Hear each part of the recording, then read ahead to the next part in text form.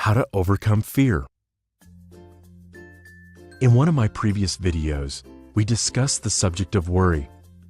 If you watch that video and practice the tips given, I hope that you worry much less than you did before. In that video, we concluded that one of the causes of worry is fear.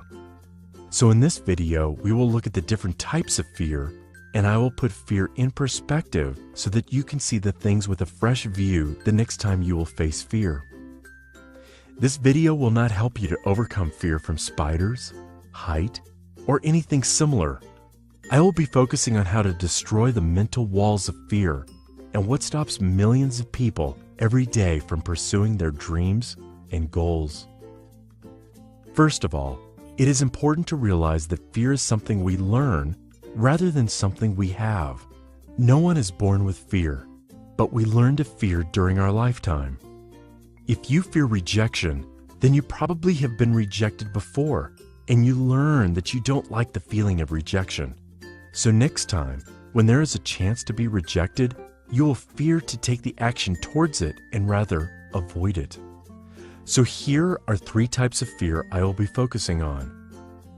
Fear of loss. Because our everyday lives are packed with activities and habits, every new thing requires to give up something you are already used to do.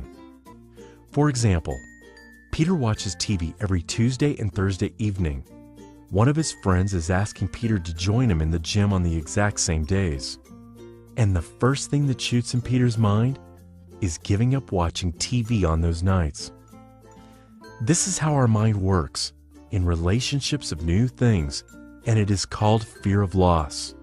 Because in order to start going to the gym, Peter has to stop watching TV. And sometimes, just because people don't want to break their habits and routines, they refuse to do new things, even if they know that going to the gym is much better than watching TV. There is a saying that says, "You have to give up good to get great." And I think that this principle can be applied for fear of loss, because many times in life, you have to give up good things to get great things. So Peter would have to give up entertainment to become fit and healthy. Entertainment is good, but being fit and healthy is great. Another perspective on fear of loss is to list out all the good things as a result of intended action.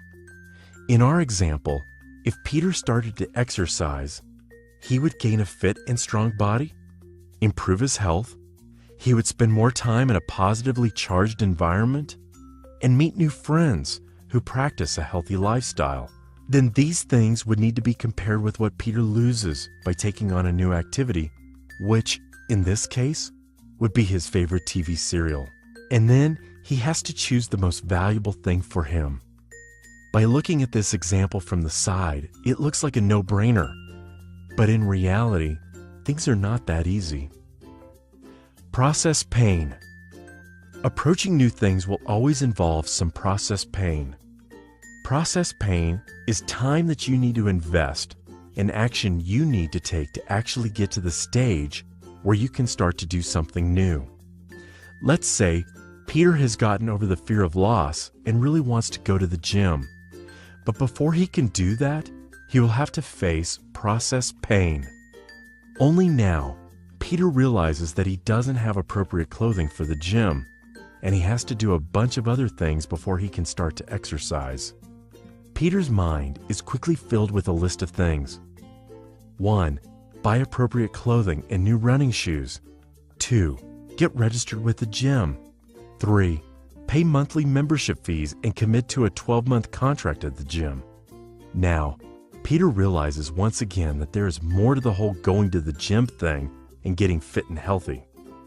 To get these things done, Peter will need to spend some time and money to get these things sorted. And he has also got to commit to a long-term relationship with the gym by signing a 12-month contract. After creating a list of these things and serious consideration, there is a chance that Peter will not start to go to the gym because he will fear the process pain. At this point, I have 2 things that I usually practice when facing process pain. 1. I ask myself a question of choice. I can either get on with things that I have to do and focus on positive aspects of process, or I can give up now and feel sorry later. And this is proven over and over when I had a choice or opportunity and didn't go ahead and do it. I later feel much more destroyed than if I would have put that little bit of extra work in. 2. Focus on one thing at a time. When you have all these thoughts in your mind, it feels overwhelming and you feel like giving up. But when you only focus on one thing at a time, it becomes more approachable and doable. I use this way of thinking, one thing at a time, every time I feel overwhelmed with a lot of things to do, and it always helps me a lot. Outcome pain. These are all your doubts you might have in yourself and about negative outcomes of intended action. Every time a negative thought will enter our mind, we will fear that this will actually happen, and this fear can sometimes paralyze us to take necessary actions. Peter might think, what if I don't achieve expected results? Then I will have wasted a lot of time. You know, some people have better physiology than others, so I might not get results even if I exercise. What if something changes in my life in the meantime, and I can't go to the gym anymore? And actually, I can't lift as much as my friends in the gym, so they might be joking about me in the gym, and I don't want that to happen.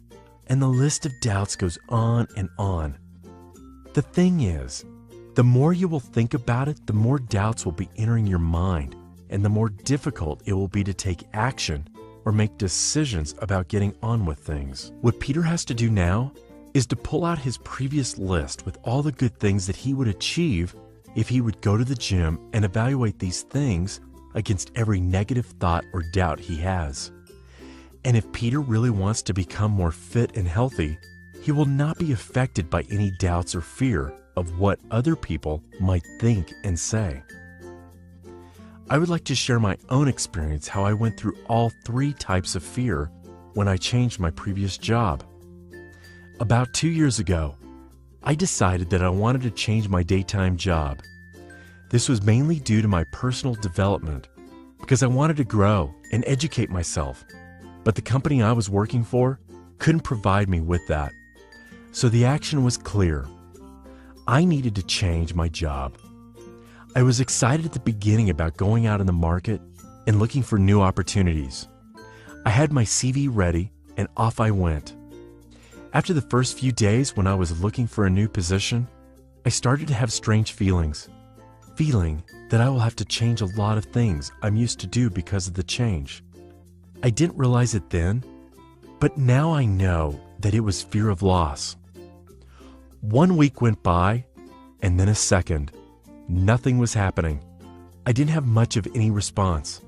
The time I was normally spending on working on my projects had to be invested in looking for another job. At this point, I generally started to feel process pain because nothing was indicating that I'm getting anywhere. I was applying for more and more jobs and hardly getting any response and phone calls back. 1 month went by, and that was a point where I started to doubt myself, and different thoughts was entering my mind. What if I don't find a job? What if my new job is even worse than my current job? Maybe I'm not as qualified as I think I am, and so on. But I was determined to get a new job, and I didn't give in to temptation to give up, and every time a silly thought came into my mind, I thought about positive outcomes. 2.5 months later, I landed a new job and started to work in my new position after 3 months had passed since the day I started to look for a new job. It was neither quick and easy to find a new job, and I had to go through all 3 types of fear. And a few times during this process, I felt like giving up. But in the end, I was pleased with not only the new job that I had, but also with the fact that I did it. I hope that in this short video, I was able to show different fear types that should help you to identify them when they occur, and important tips given to you that will help you to overcome any fear in your life.